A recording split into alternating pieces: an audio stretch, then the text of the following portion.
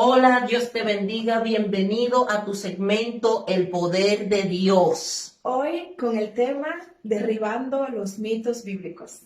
En Jesús y en su amor y en sus promesas. Creo en Jesús.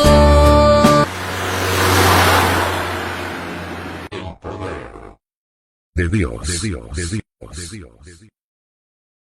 Todos sabemos que siempre aparecen frases o dichos o incluso palabras, términos que no están en la Biblia, pero que muchas personas utilizan pensando que sí lo están. En este día vamos a tratar algunos de ellos para aclarar y asegurar que tengamos las palabras correctas al dictar la Biblia. Comencemos con el primero. Número 1, ayúdate que yo te ayudaré. Muchos de nosotros tenemos por costumbre decir esa palabra, refiriéndose a la palabra que se encuentra en el libro de Josué, su capítulo 1, verso 9, donde dice: mira que te mando y que te esfuerce, y seas valiente, no temas ni desmayes, porque Jehová tu Dios estará contigo donde quiera que vayas.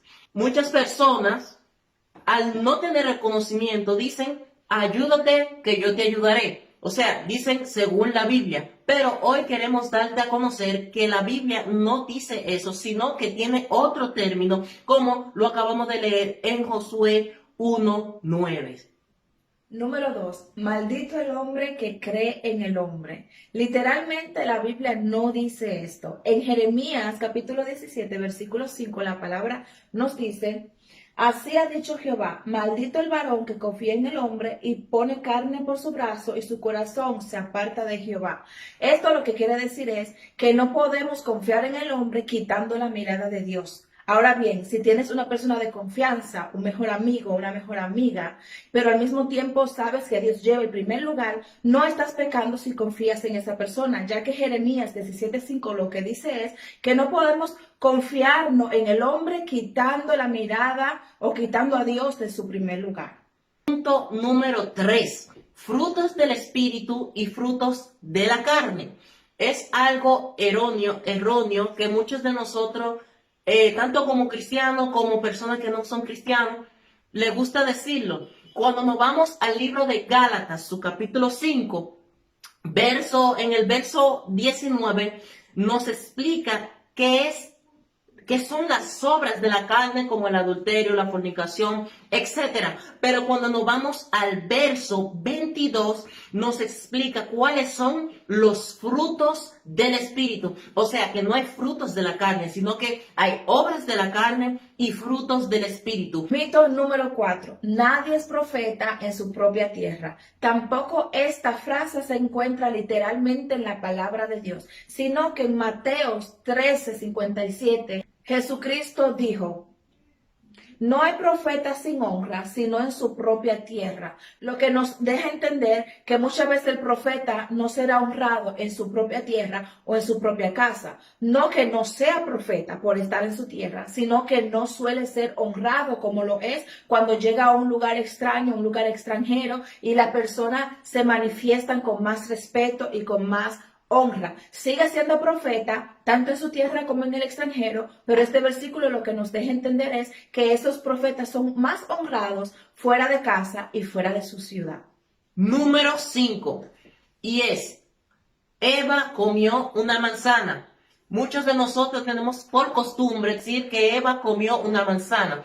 Cuando nos vamos al libro de Génesis, su capítulo 3, verso 6, nos damos cuenta que es una palabra errónea. ¿Por qué? Porque dice la Biblia que ella comió del fruto y le dio a su esposo o su marido del mismo fruto. O sea, no está especificando un fruto en específico, sino que dice que ella comió del fruto, pero muchos de nosotros decimos que es una manzana.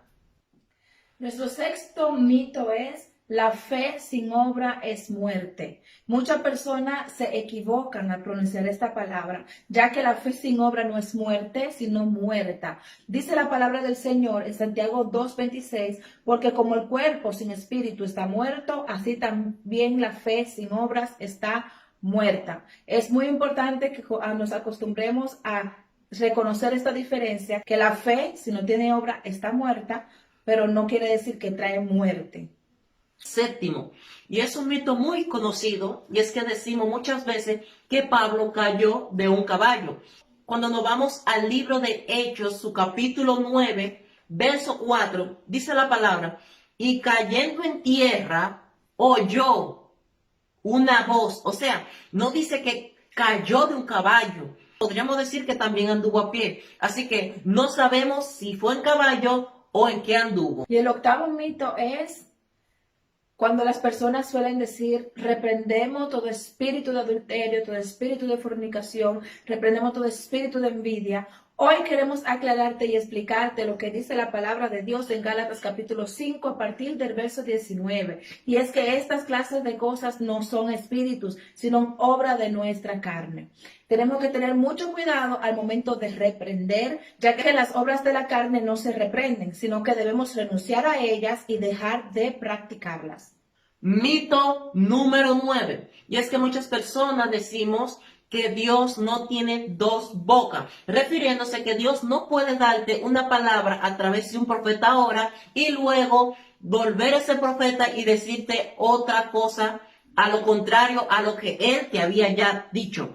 Queremos nosotros hablar según la palabra. Y es que dice la palabra en Isaías 38 que el rey Ezequías estaba enfermo de muerte. Cuando nos vamos al versículo, número 1, nos damos cuenta que el profeta Isaías le profetiza que él iba a morir, que ordenara su casa.